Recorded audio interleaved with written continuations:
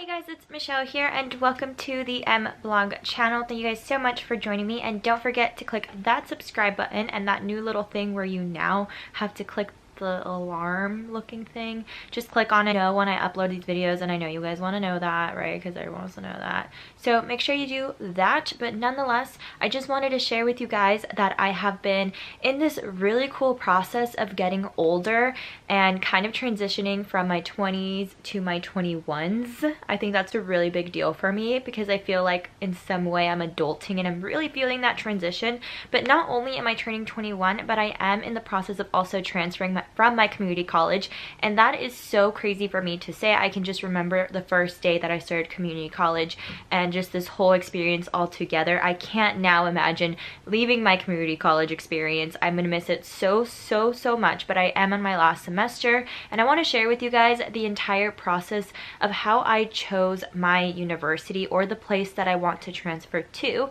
I want to help you find which university is going to be the right one for you, and I'm going to do so by telling you guys some of the main and important things that I looked when, picking my university that I wanted to transfer to, and the location and everything. So we're going to go ahead and get right on to it. So stay tuned and let's get started.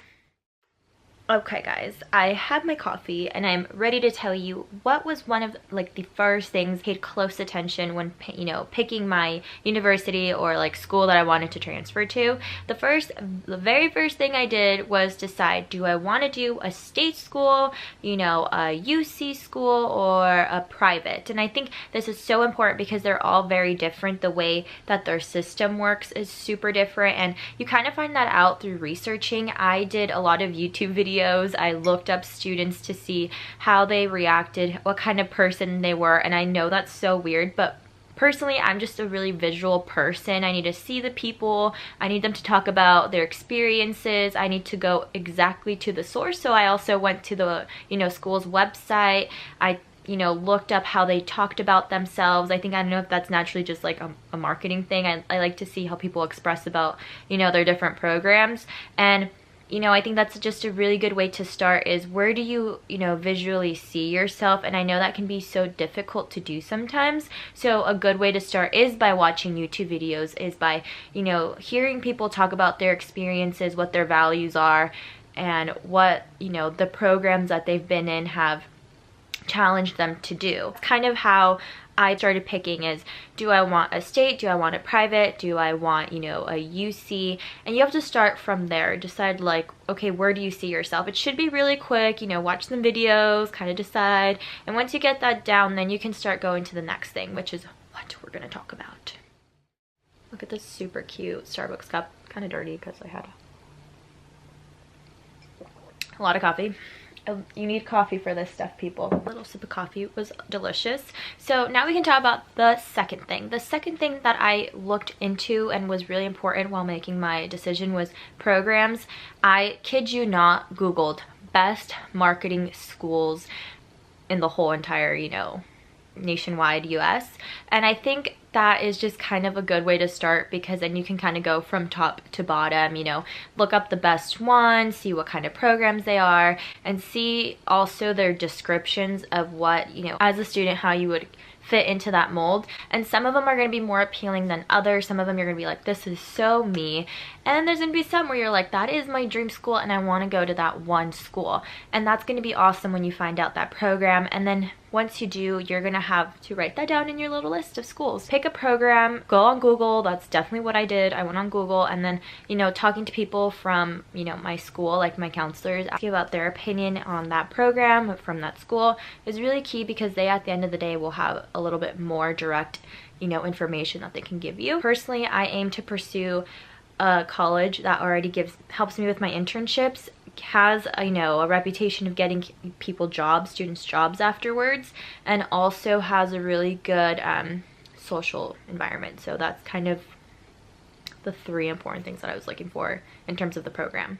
So now the other key thing for me as a person that lives in the Bay Area was I needed to be close to home. I don't know why that has anything to do with being in the Bay Area, but being in the Bay Area means that I'm close to my mom. I love my mom dearly and I do support her a lot, and it's just one of those things where I need to be close to her, make sure that she's cool and that she can feed me at the same time. So all of my schools that I picked were relatively close to home. The way that location works for you maybe is you decide, hey, do you want to be close to home? Do you not want to be close to home? Do you really want to go out of state, because that's paying, you know, a whole lot more than just staying in state, you know. And also, if you are in state in your location, what kind of area do you want to be in the city? Do you want to be downtown? Do you want to be more secluded? Because if you are downtown, you might have more access to internships, and I definitely thought about all of this while applying. But you might have a different experience where you need to go out of state. Maybe you need to see more of the world, you need to expose yourself to different kind of people, and that's the kind of investment that I say you should do. If you feel like you're lacking something, you're lacking some sort of environment that you need for yourself and your life in general, you need to make that jump and say, yes, this is the kind of investment that I'm willing to do. That's ultimately for you to decide, and if it makes sense for your story. So for me, location wise, I wanted to be close to home, and I wanted to be close to jobs, and I want to be close to a social life, and I feel like San Francisco, San Diego, all of those kind of match out and are good to go. Okay guys, now let's talk about money and how that should come into play when choosing your university. So I really think it should be something that you should research and be realistically on the same level as. You should know how much you will be owing when you're done with school, how much you should be making once you're done with school, and if you are able to pay it, you know, right away, or it's gonna take you some time, how long will it take you, how long will you be in debt for. I think it's good to have that, but I don't think it should discourage you. So be realistic with how much you'll know. I think it's really good to kind of be on the same page in terms of money. But it's an investment to yourself. I think money should be like the last thing, because this is kind of like good debt in my opinion, because you're getting knowledge, you're learning, you're something that can benefit not just you but your future generations as well, which is completely awesome. And it's one of those things where you shouldn't really think about it until the end, and once you do get it at the end, once you kind of finalize your, you know, 4 schools or 6 schools that you want to apply to, just kind of put on the side how much they are, just so that you know and you're not kind of going blind-eyed in it.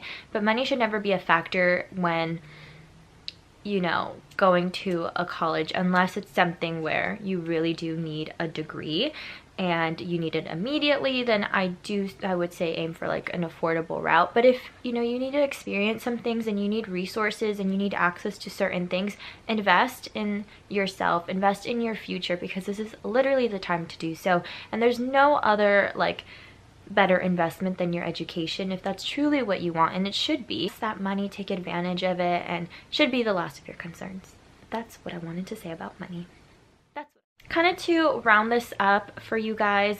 Just make a list, Google the schools that you want to go to, Google everything that you could possibly think of. YouTube, I love to research on YouTube, seeing different people's perspectives and ideas and their take on universities. I think it's really cool, and personally I'm a visual person, so I need that for myself. I even made this little vision board so that it can inspire me as I go to my 21s. I don't even know if that's a thing. And I quickly want to say thank you for all of my supporters and subscribers. It means the world to me. Being a small YouTuber is not easy nowadays, so your support means the world to me, and it's ultimately what's going to keep this channel going. So please know that your subscription really does matter in this world and in this channel. So if you can subscribe, I invite you. I put the imaginary red carpet for you so that you can subscribe. And nonetheless, guys, please make sure to follow me on my Instagram, my Snapchat, and even my Twitter that is feeling a bit lonely because I'm not a Twitter girl, but I'm going to learn for you guys, so help me out. And I will see you guys in the next video. Bye!